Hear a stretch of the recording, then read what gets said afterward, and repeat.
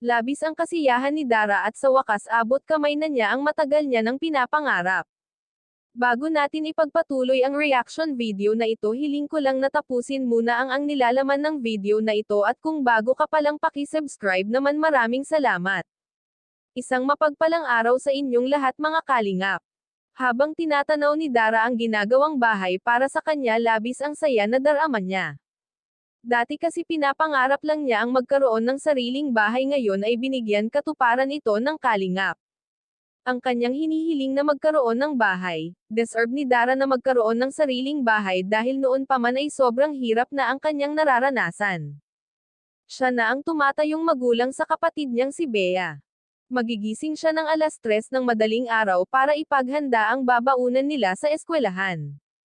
Lahat na iyon kinaya ni Dara dahil wala siyang malalapitan na kahit sino. May ama nga siya pero hindi na umaasa si Dara na mabubuo pa sila dahil ngayon pa lang daw ay halos wala nang pakialam sa kanya ang ama niya at mga ate niya.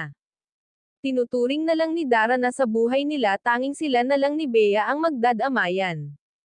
Dumako naman tayo sa mga karpintero, halos walang sinasayang na oras sina Supermax sa paggawa ng bahay ni Dara.